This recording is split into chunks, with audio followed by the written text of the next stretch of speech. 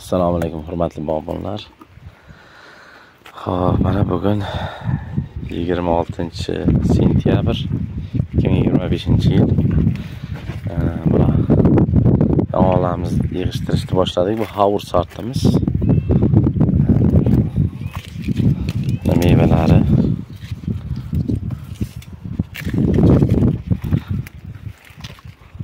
Syomkalarni ham qo'yganmiz.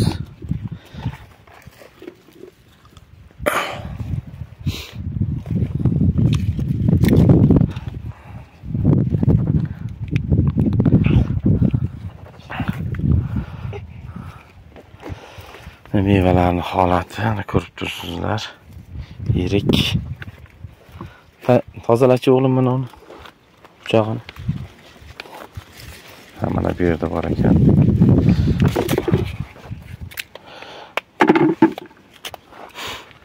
Havurt yirikligi.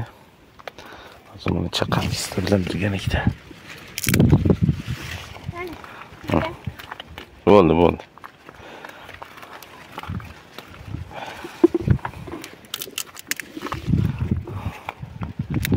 Ham xuddi shunday Xitoy naviga o'xshab usti yupqa terib olaveringlar.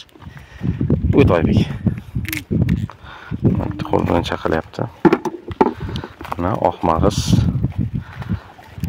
Bu ham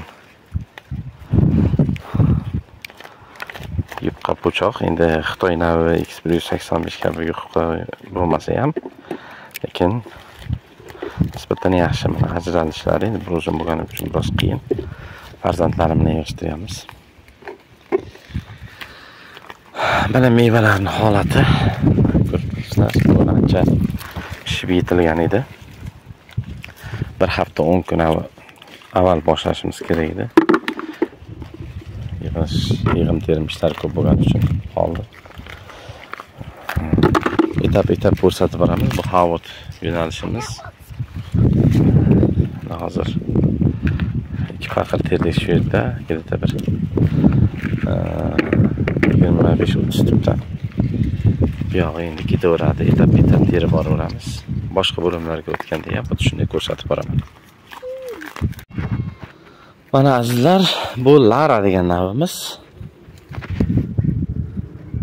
Hosillari ko'rib turibsiz. Hozir teramiz shuni. Lara navimiz mana Chanterda onasi hisoblanadi. Bunga Fernon navini chatishtirish natijasida Chanter navi kelib chiqqan. Onasi Lara hisoblanadi. Mana Lara navimiz mana. Ichini ko'rib turibsiz. Bu ham hammasi ozuqaga bog'liq. Mana baqirimizdan holatni ko'rib turibsiz. Mana shu Lara navlarimiz. Ularda ham o'sha kattasi bor, kichigi bor, har xil. Bu ozuqa berishga bog'liq. Biz bedazorda ichida bo'lganligi uchun suvimizda ham ancha muammo bor edi. Lara navi bu Yevropadagi eng shirin, eng yirik yong'oq navi hisoblanadi.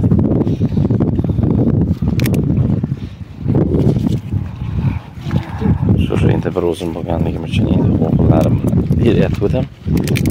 Chaqish biroz muammo bo'ladi. Qisqasi bu ham qisman po'sti qalinroq bo'lgan bilan mag'iz ajralishi yaxshi. Oq mag'iz hisoblanadi. Xo'p, Fernon navimizda uyg'onish davri o'rtacha aprel oyining 10-15 ga to'g'ri keladi. Bu esa Lara navimiz. Chantlerdan, yanaqadan Havurt navimizdan bir hafta keyin uyg'onadi. Ularning gullash davri may oyiga to'g'ri keladi. Asldorligi normal 2lik, 4lik, mana ko'rib turibsiz, 1lik hosillari bor. Endi bu daraxtni changlanishi, rivojlanishiga bog'liq. Uni asosiy changnatuvchisi Ronda navimiz hisoblanadi. Ronda navimiz hali mayda. Hozir uni ham etap ko'rib boramiz. Hozir bu Havurtning Lara navlarimizda. Shu qatorimiz to'liq Lara nav. Lara navimiz polikarlik hisoblanadi. Bu qisman o'zuvchi xususiyatga ega. Bu ham yumshoq.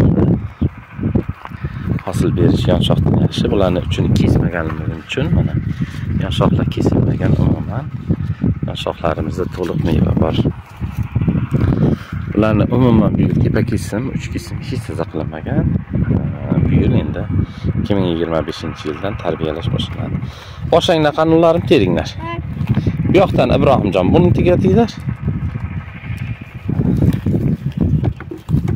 Qo'yib paqirdi.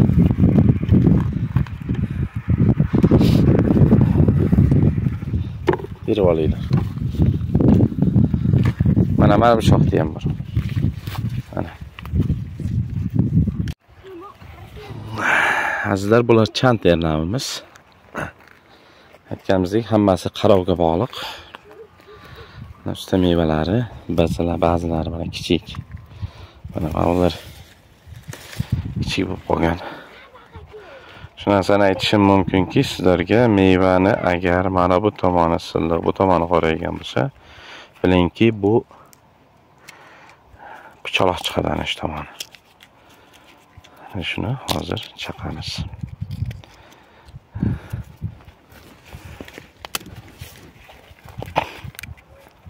Buni quyosh urgan bo'ladi. To'lishmagan. Yaxshi to'lishmagan. Xo'p. Chantlerlarimiz. Ular ham sekin-asta yig'ilishni boshlagan.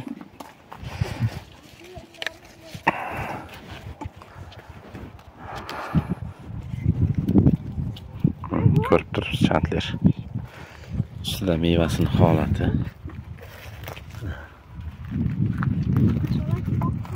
Taxminan daraxtning holatini ko'rsak, shu daraxtimizda 2 kilo hosil bor inshaalloh.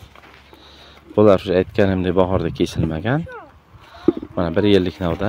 Mana ko'rib turibsiz, bu o'tgan yilgi navda. Buni umuman kesmaganmiz. Qoldirganmiz nima bo'ladi deb. Mana buni ham xuddi shunday mana bu o'tgan yilgi navda. Shu yergacha o'tgan yilgi navda. Mana bu yil shuncha navdani uzaytirdi. Buni kesmaymiz. Endi buni egamiz. Nima aytib bu tomonlarni 3 kesim qilamiz, chunki bu tomonlar o'smaganligi uchun bu tomonlar o'stiramiz. Tepasini ham xuddi shunday kesmaymiz. O'zi har tomondan shoxlarni chiqargan. Bahorgi abrisga shunday e'tibor berish kerakki, mana bu o'sgan shoxlar bo'ldi, bular mevali shoxlar mana. Ko'rib turibsiz, mana ular meva. Meva bergan, mana meva bergan, bular kelasi uzr, mana meva, bu meva. Bular kelasi yilda meva berishni boshlaydi.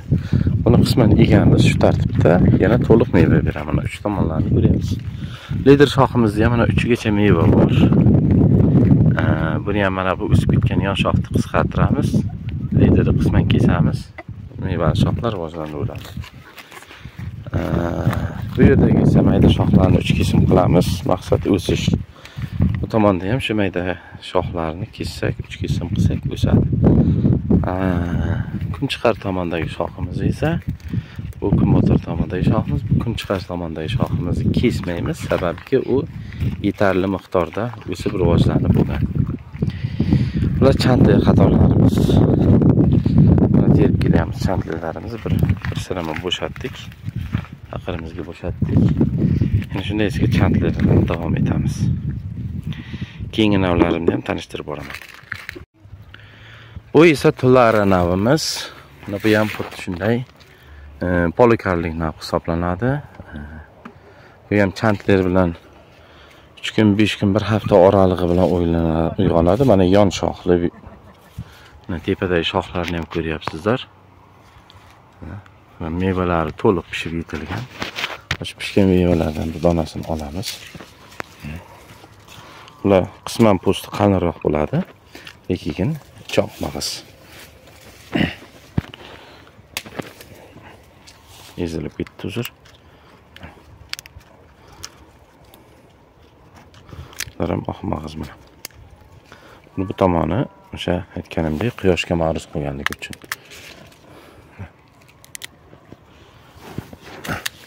Bular ham yon shoxlari tasir hosil mana. Tashi mevasi ham osilib qolgan ekan. Mevalari yirik. Mevalari yirik mana ko'rib turibsiz.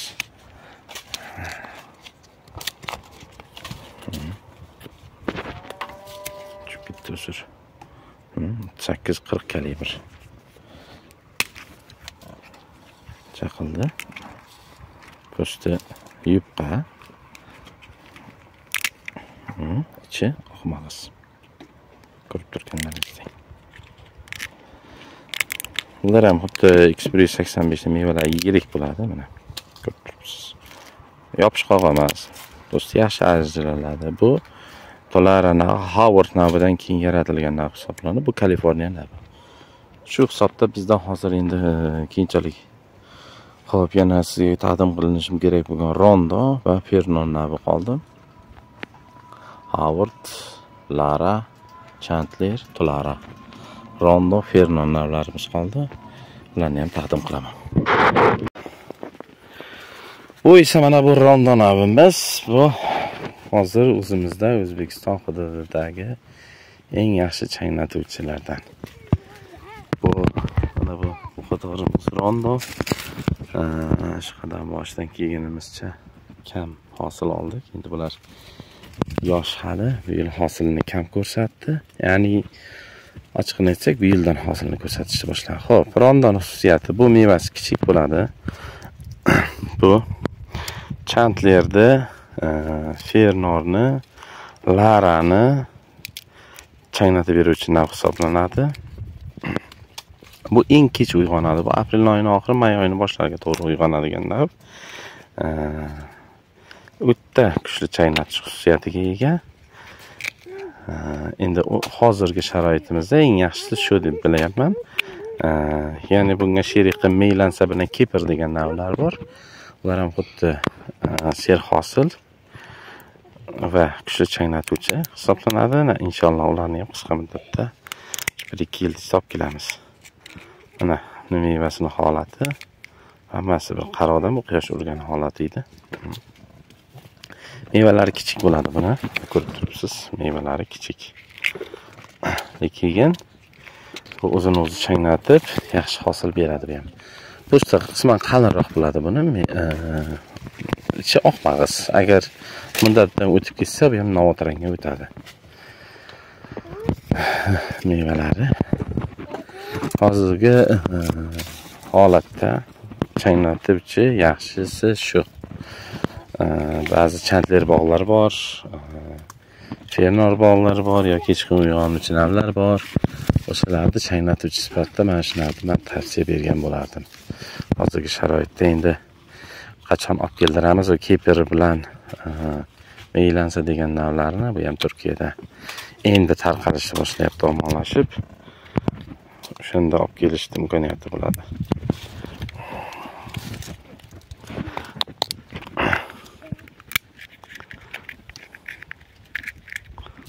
Mevasini holati.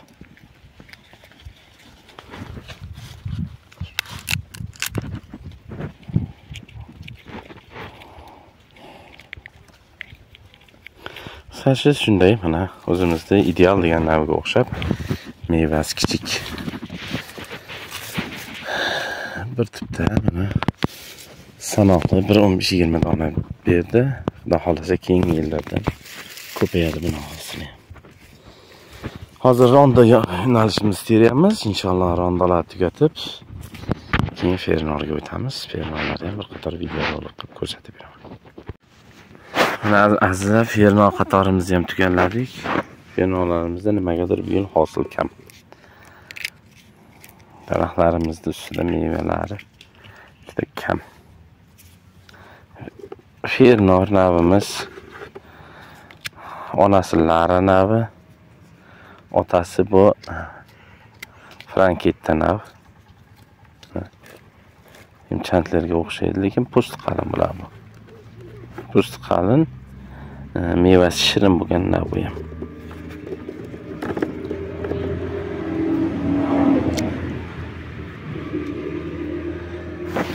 Chandlerga o'xshab ketadi. Ona bir, ota boshqa bo'lash.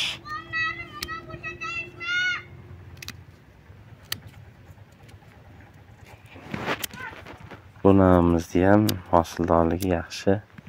Bitganlar yaxshi hosil beradi. Bu yil nimagadir hosil kam.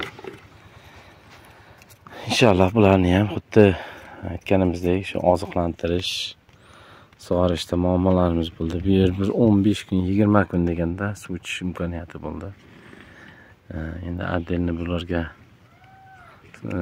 yerosti suvidan chiqarib tomchilash sistemasi qilamiz, yoki bo'lmasa bularga bir boshqacha bir ishlov bilan sug'orish sistemalarini qilamiz. Daraxtlarimiz hammasini oziqlantiramiz bu yil. Gung, amapos, kali shunaqa qishki oziqlantirishlarni qilib, xudo xolasa ularni ham bahordan bitta e'tibor qaratamiz buni. Ichini yaxshi to'ldirmay qoldi fermonlarimiz, lekin mag'zi oq. Ularni ham shu aytganimdek oziqlantirish. Yoz davomida bergan bo'lsak, bularga 1-2 marta yo 3 marta oziqlantirish bera oldik. Chunki dorilar qimmat bo'lib ketganligi uchun yerimizda ob'yom katta. Ham shuning uchun dehqonchilik mahsulotlarimizdan orttirib ularga qara olmadik. Inshaalloh qishki oziqlantirishlarni qilib keyin bahordan jiddiyroq e'tibor qaratamiz buni. Fernorimiz. E'tiborlaringiz uchun rahmat.